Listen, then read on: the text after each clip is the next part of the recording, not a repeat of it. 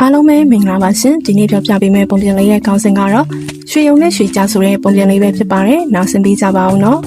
ဟိုးရှိတုန်းကတာယာလှပတဲ့တောအုပ်ကြီးတစ်ခုရှိခဲ့ပူပါတယ်အဲ့ဒီတောအုပ်ကြီးထဲမှာညံကောင်းပြီးအရန်ဖြက်လက်တဲ့ရွှေရုံလေးတစ်ကောင်နေထိုင်ပါတယ်တနေ့တော့ရွှေရုံကလေးဟာစိမ့်ဆုံနေတဲ့မြက်ခင်းပြင်ကြီးပေါ်မှာပျော်ပျော်ရွှင်ရွှင်နဲ့ခုံပေါက်ဆော့ကစားရင်ရတာရှိတဲ့မုံလာဦးနေတွေကိုလိုက်ရှာနေခဲ့တာပေါ့အဲ့ဒီအချိန်မှာပဲတောအုပ်ရဲ့တစ်ဖက်ကနေအလွန်ကြောက်စရာကောင်းပြီးလိုက်ရှာနေတဲ့ရွှေကြားကြီးတစ်ကောင်ထွက်လာခဲ့တယ်ရွှေကြားကြီးဟာရွှေရုံလေးကိုမြင်မြင်ချင်းပဲသူ့ရဲ့နေ့လည်စာဖြစ်စားဖို့စိတ်ကူလိုက်ပြီးအနားကိုအသားအရာရှင်းကပ်လာခဲ့ပါတယ်ရွှေရုံလေးဟာခြေတံကြားလို့လှည့်အကြည့်မှာတော့လူနောက်ငါမှာရောက်နေတဲ့ရွှေကြားကြီးကိုမြင်ပြီးထိတ်ခနဲလှန့်သွားခဲ့တာပေါ့ဒါပေမဲ့ရွှေရုံလေးဟာတတိရှိရှိနဲ့စိတ်ကိုအေးအေးချပြီးဘယ်လိုလွတ်အောင်ပြေးရမလဲဆိုတဲ့ဉာဏ်စင်ဖို့ရှက်ရှင်းပဲစဉ်းစားလိုက်ပါတယ်ရွှေကြားကြီးဟာဖြင်းချင်းစွာဟောက်လိုက်ပြီးဟေ့ရုံကလေးမင်းကငါအတွက်သိကောင်းတဲ့အစာပဲအခုပဲမင်းကိုငါဝါမျိုးတော့မယ်လို့ပြောလိုက်ပါတယ်ရွှေရုံကလေးဟာကြောက်လန့်တုန်လှုပ်နေတဲ့ပုံစံမပြပဲပြုံးပြုံးလေးနဲ့ရွှေကြားကြီးကိုပြန်ပြောလိုက်ပါတယ်အိုးအင်အားကြီးမရဲ့ရွှေကြားမင်းကြီးရဲ့ကျွန်တော်ကိုစားတာကတော့တိတ်လွယ်ပါတယ်ဒါပေမဲ့ကျွန်တော်ချက်ပိုးပြီးအရသာရှိတဲ့အစားအစာတစ်ခုဒီနားမှာရှိနေတာကိုမသိဘူးလားလို့ညံစင်ပြီးပြောလိုက်ပါတယ်ရွှေကြားကြီးကလည်းအံ့ဩသွားပြီးဘာလဲဆိုတာကိုသိချင်စိတ်ပြင်းပြသွားပါတော့တယ်ရွှေကြားကြီးကအမျက်လုံးအစုံကိုအဝိုင်းသားလောက်ပြီးဟေ့ရုံကလေးမင်းချက်ပိုအရသာရှိတဲ့အစားအစာကဘာလဲမြန်ပြောစမ်းလို့လောနဲ့မေးလိုက်ကြပေါ့ရွှေရုံကလေးကတော့စိတ်ထဲကနေခိုးပြုံးလိုက်ပြီးဒီနားကအခြေကန်ကြီးထဲမှာကျွန်တော်ချက်အစပေါင်းများစွာပို့ကြည့်ပြီးအသားလေးပုံလို့တဲ့တခြားကြားကြီးတစ်ကောင်ရှိတယ်သူကလည်းအခုချိန်မဲကျွန်တော်ကိုဖမ်းစားဖို့လုပ်နေတာလို့နေညာပြီးပြောလိုက်ပါတယ်အစာကြီးပြီးမနာလိုစိတ်ရှိတဲ့ရွှေကြားကြီးဟာသူ့ဆက်တောင်မဲ့သူရှိနေတယ်ဆိုတာကိုကြားရတော့အယမ်းပဲဒေါသထွက်သွားပါတော့တယ်ဘာကွာငါထက်ကြီးတဲ့ကြားဒီတော်ထဲမှာရှိသေးတာလားအဲ့ဒီကောင်ကဘာမှလဲငါ့ကိုအခုချက်ချင်းလိုက်ပြစမ်းလို့ရွှေကြားကြီးကအော်ဟောက်ပါတော့တယ်ရွှေရုံကလေးလည်းအကြံအောင်ပြီးဆိုပြီးကဲဒါဆိုရင်ကျွန်တော်နောက်ကိုလိုက်ခဲ့ပါတော့ပြီးရင်ကြီးလို့ပြောပြီးခြေကနေလမ်းပြခေါ်သွားခဲ့ပါတယ်လမ်းတစ်လျှောက်လုံးမှာရွှေရုံကလေးဟာရွှေကြားကြီးရိပ်မိမသွားအောင်သဘာဝကြကြနဲ့စကားတွေပြောရင်သူ့ရဲ့အသက်ဘေးကလွန်မြောက်ဖို့အတွက်နောက်ထပ်ခြေလမ်းတစ်ခုကိုတီးစားပြင်ဆင်နေခဲ့တာပေါ့မကြခင်မှာပဲသူတို့နှစ်ကောင်ဟာတောအုပ်လိမ်မှာရှိတဲ့အလွန်နက်ပြီးကျင်းလင်းနေတဲ့ရေကန်ကြီးတစ်ခုရဲ့အနာကိုရောက်ရှိလာခဲ့ကြပါတယ်ရွှေရုံလေးကရေကန်နားမှာရှက်လိုက်ပြီးဒီမှာကြည့်ပါရွှေကြားမင်းကြီးအဲ့ဒီကြားကြီးကဒီရေကန်ထဲမှာပဲပုံနေတာပါလို့လက်ညှိုးထိုးပြလိုက်ပါတော့တယ်ရွှေကြားကြီးဟာရွှေရုံလေးပြောတဲ့စကားကိုအဟောက်မှတ်ပြီးရေကန်နားကိုဒေါသတကြီးနဲ့အပြေအလွှားရှင်းကပ်သွားပါတော့တယ်ပြီးတော့ရေကန်ရဲ့ကုန်းပေါ်ကနေရေပြင်ကျဲကြီးထဲကိုဆူဆူဆိုင်နဲ့ငုံကြည့်လိုက်ကြပေါ့အဲ့ဒီအချိန်မှာပဲကြီးလည်နေတဲ့ရေပြင်ပေါ်မှာသူ့ရဲ့ပုံရိပ်ဟာအထင်ရှားကြီးပေါ်လာခဲ့ပါတယ်ဒါပေမဲ့မိုက်မဲပြီးအသိဉာဏ်နေတဲ့ရွှေကြားကြီးဟာရေထဲမှာမြင်နေရတဲ့မိမိရဲ့အရေးကိုသူ့ထက်ကြီးမှပြီးမစွန့်ထက်တဲ့တခြားကြားကြီးတကောင်လို့ထင်ရောက်ထင်မှဖြစ်သွားခဲ့တာပေါ့ရေထဲကကြားကြီးကလည်းသူ့ကိုဒေါသတကြီးနဲ့ပြန်ဆိုင်ကြည့်နေတယ်လို့ခံစားရလို့ရွှေကြားကြီးဟာပိုးပြီးဒေါသချောင်းချောင်းထွက်လာခဲ့ပါတယ်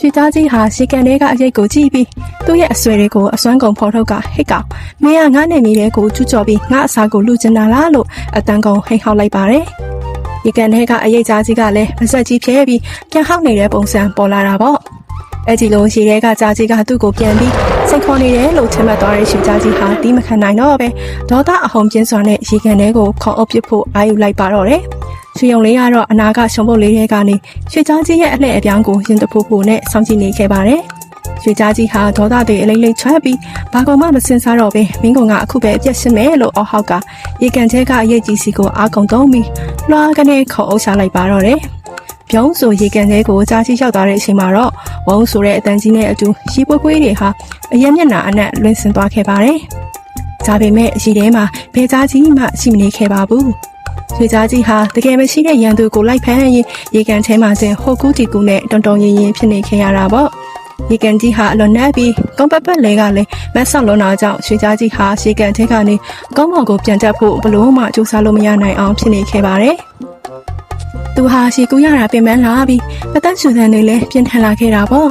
အဲ့ဒီအချိန်ကြာမှရွှေကြားကြီးဟာရေထဲမှာရှိနေတာတခြားကြားမဟုတ်ပဲမိမိရဲ့အရေးပဲဆိုတာကိုသဘောပေါက်သွားပြီးငါတော့ရုံကလေးရဲ့ညံစင်မှုကိုခံလိုက်ရပြီပဲဆိုပြီးနောက်နောက်ကြီးစွာနဲ့ညှိသွားပါတော့တယ်ရှုံပုတ်ထဲကနေအရှင်နေအားလုံးကိုစောင့်ကြည့်နေတဲ့ရွှေရုံကလေးကတော့ရွှေကြားကြီးရေထဲကနေမတက်နိုင်တော့တာကိုတေချာမြင်လိုက်ရတဲ့အခါကျမှတက်ပြင်းချနိုင်ပါတော့တယ်ရွှေရုံကလေးဟာရှုံပုတ်ထဲကနေတက်ကြီးရှိရှိနဲ့ထွက်လာပြီးရေကန်နားကိုရှင်ကပ်သွားခဲ့တယ်ပြီးတော့ ရေထဲမှာကုခက်ရင်အားအိမ်ကုန်ခန်းနေတဲ့ရွှေကြားကြီးကိုကြည့်ပြီးပြုံးပြုံးလေးနဲ့ရက်နေခဲ့ပါတယ်။ရွှေရုံကလေးဟာရေကန်ကုန်းပေါ်မှာရက်ပြီးအိုးတော်ပင်ကြီးဘာဖြစ်လို့ရေထဲမှာကုခက်နေရလဲ။ဟိုကြားကြီးကိုမနိုင်ဘူးလားလို့ရွှေကြားကြီးကိုပြုံးဆဆနဲ့မေးလိုက်ပါတယ်။ရွှေကြားကြီးဟာအရှင်ရပြီးကြောသားထွက်နေပေမဲ့အခုအချိန်မှာသူ့ရဲ့အသက်ဟာရွှေရုံကလေးရဲ့လက်ချိန်မှာရောက်နေတာကိုကောင်းကောင်းသဘောပေါက်နေခဲ့ပါတယ်။သူဟာအရင်ကချက်အတန်ကိုနှိမ်ချပြီးရုံကလေးရဲ့ငါ့ကိုကဲပါအောင်ငါတကယ်ပဲမိုက်မဲခဲ့ပါတယ်ငါကိုကဲရင်မင်းကငါဘယ်တော့မှမစားပါဘူးလို့တောင်းပန်တဲ့နဲ့ပြောလိုက်ပါတော့တယ်ရွှေရုံလေးဟာညံကောင်းသူပြီးရွှေကြားကြီးရဲ့ကတိကိုအလွယ်တကူမယုံကြည်ခဲ့ပါဘူးသူကခမ ्या ကိုကျွန်တော်ကဲလို့ရပါတယ်ဒါပေမဲ့နောက်ဆိုရင်ဒီတော့အုတ်ထဲကတရိတ်ဆန်လေးတွေကိုဘယ်တော့မှမဖမ်းစားပါဘူးလို့ကတိပေးနိုင်မလားလို့မိလိုက်တယ်ရွှေကြားကြီးကလည်းအသက်ရှင်ဖို့အတွက်ကတိပေးပါတယ်နောက်ဆိုရင်ဘယ်သူကိုမှမဖမ်းစားတော့ပါဘူးလို့တခါတလေလဲပြောပါတော့တယ်ရွှေရုံကလေးဟာခဏလောက်စဉ်းစားပြီးနောက်ရွှေကြားကြီးကိုကယ်တင်ဖို့အတွက်အနားမှာရှိတဲ့နွယ်ပင်အခြေကြီးတစ်ခုကိုရှာဖွေလိုက်ပါတယ်။ပြီးတော့အဲ့ဒီနွယ်ပင်ကိုရေကန်ထဲကိုပစ်ချပေးလိုက်ပြီးကဲဒီနွယ်ပင်ကိုကန်ပြီးတက်ခဲ့တော့လို့ပြောလိုက်တာပေါ့။ရွှေကြားကြီးဟာအာအိမ်ကုန်ခန်းနေပေမဲ့အသက်ရှင်လို့စိမ့်တဲ့နွယ်ပင်ကိုအသေးအံဆွဲပြီးကုန်းပေါ်ကိုတက်လာခဲ့ပါတယ်။ကုန်းပေါ်ရောက်တဲ့အခါမှာတော့ရွှေကြားကြီးဟာမောဟိုက်ပြီးရေကြီးပေါ်မှာလဲလျောင်းနေခဲ့ရတယ်။သူဟာရွှေရုံကလေးကိုကြည့်ပြီးကျေးဇူးတင်တဲ့မျက်လုံးတွေနဲ့ကျေးဇူးတင်ပါတယ်ရုံကလေးရဲ့လို့ပြောလိုက်ပါတော့တယ်။ရွှေကြားကြီးကုန်းပေါ်ရောက်ပြီးခဏကြာတော့အာအိမ်လေးပြန်ပြေးလာခဲ့တယ်။သူ့ရဲ့ဗီဇအတိုင်းပိုက်စားတဲ့စိတ်ကပြန်ပေါ်လာပြီးရွှေရုံကလေးကိုကြည့်ကရုံကလေး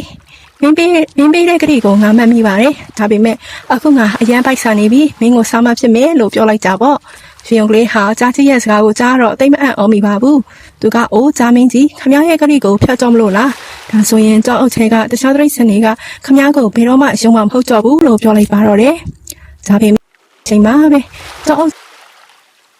ထဲကနေပညာရှိလက်ကြီးတစ်ကောင်ထွက်လာခဲ့ပါတယ်လက်ကြီးကသူတို့နှစ်ကောင်ရဲ့စကားတွေကိုကြားလိုက်ရပြီးဟေ့ဘာတွေဖြစ်နေကြတာလဲငါ့ကိုပြောစမ်းလို့မေးလိုက်ပါတယ်ရွှေရုံလေးကပြစ်ကြောင်ခုံစင်ကိုလက်ကြီးကိုရှင်းပြလိုက်တာပေါ့လက်ကြီးကခဏစဉ်းစားပြီးကဲဒါဆိုရင်ငါကိစ္စတစ်ခုကိုဆုံးဖြတ်ပေးမယ်ရွှေကြားပညာရှိလက်ကြီးကညံစင်ပြီးရွှေကြားကြီးကိုရေကန်အနားထိပြန်ခေါ်သွားခဲ့တာပေါ့ပြီးတော့လက်ကြီးကမျက်မှောင်ကုပ်ပြီးနေပါအောင်ရွှေကြားကြီးရဲ့မင်းခုနကရေကန်ထဲမှာဘလို့ပုံစံနဲ့မျောနေပြီးနွယ်ပင်ကိုဘလို့လန်းဆွဲလဲဆိုတာငါမျက်စိတည်းမမြင်ရဘူးဖြစ်နေတယ်မင်းကုန်းပေါ်ကနေနွယ်ပင်ကိုကန်ပြယုံနေတော့ငါမယုံနိုင်ဘူးကဲမင်းကလေးကြည်မကြည်ဆိုတာကိုငါအမှန်တိုင်းဆုံးဖြတ်ပေးနိုင်ဖို့အတွက်မင်းခုနကရေထဲမှာဖြစ်နေခဲ့တဲ့ပုံစံအတိုင်းဒီကန်လေးကိုခဏပြန်ဆင်းပြစမ်းပါလို့စကားပြည့်ရဲ့နဲ့ပြောလိုက်ပါတယ်။မိုက်မဲပြီးအစာစောတက်နေတဲ့ရွှေကြားကြီးဟာလက်ကြီးရဲ့ညံစင်မှုကိုမရိပ်မိပဲဒီလောက်လွယ်တာကိုမယုံယုံတင်မကဘူးငါ့ကိုစင်ခေါ်ရဲသေးတယ်ပေါ့။ကဲကြည့်ခလိုက်စမ်းလို့ဆိုပြီးဒေါသတကြီးနဲ့ရေကန်လေးကိုဝုန်းဆိုပြီးပြန်ခုန်ချလိုက်ပါတော့တယ်။ရွှေကြားကြီးရေထဲလဲရောက်ရောရွှေရုံကလေးနဲ့ပညာရှိလက်ကြီးတို့ဟာရေကန်နားမှာရှိနေတဲ့နွယ်ပင်ရှည်ကြီးကိုကုန်းပေါ်ကိုအမြန်ဆွဲတင်ပြီးလွှင့်ပစ်လိုက်ကြပါတော့တယ်။ရေကန်ထဲကနေကုန်းပေါ်ကိုပြန်တက်ဖို့နွယ်ပင်ကိုလှမ်းအချာမှာနွယ်ပင်မရှိတော့တာကိုမြင်လာရတဲ့ကြားကြီးဟာလမ်းပြန်သွားပြီးဟေ့ရုံကလေးနဲ့လက်ကြီးနွယ်ပင်ကိုဘာလို့ဆွဲတင်လိုက်ကြလဲ။ဘာလို့အခုချက်ချင်းပြန်ချပြီးစမ်းလို့အော်ဟောက်ပါတော့တယ်။ဒီတစ်ခါမှာတော့ပညာရှိလက်ကြီးဟာခေါင်းကိုဖြင်းချင်းစွာရမ်းပြီးအိုးရွှေကြားကြီးဂရီးသစ္စာမရှိတဲ့သူဟာဘယ်တော့မှအကူအညီကိုချမရနိုင်တော့ဘူး။မင်းဟာအသက်ပေးကလွတ်မြောက်အောင်ကဲတင်ပေးခဲ့တဲ့ကျေးဇူးရှင်ရုံကလေးကိုတော့ကြည်ဖြတ်ပြီးပြန်စားဖို့ကြိုးစားခဲ့တယ်။မင်းလိုလူမိုက်ကိုကုန်းပေါ်ပြန်ခေါ်ရင်ဒီတော့အောက်ထဲကတော်ရီဘယ်တော့မှအေးချမ်းမှာမဟုတ်ဘူး။ဒါကြောင့်မင်းရဲ့ဂရိမတီရဲ့စိတ်ထားအတွက်ဒီရေကန်ထဲမှာပဲတခက်ချင်းကိုခံယူပြီးတော့လို့ပြောလိုက်ပါတော့တယ်။ရွှေကြားကြီးဟာနောင်နာကြီးစွာနဲ့ရေကန်ထဲမှာကုခဲရင်အားအိမ်လေးကုန်ခန်းပြီးတဖြည်းဖြည်းနဲ့ရင်းနေသွားပါတော့တယ်။အဲ့ဒီအချိန်ကစားပြီးညံကောင်းတဲ့ရွှေရုံကလေးနဲ့ပညာရှိလက်ကြီးတို့ဟာတာယာလှပတဲ့တောအုပ်ထဲမှာတခြားတရိတ်ဆန်ငယ်လေးတွေနဲ့အတူဘေးအနေကင်းကင်းနဲ့ပျော်ပျော်ရွှင်ရွှင်အေးအေးချမ်းချမ်းနေထိုင်သွားကြပါတော့တယ်။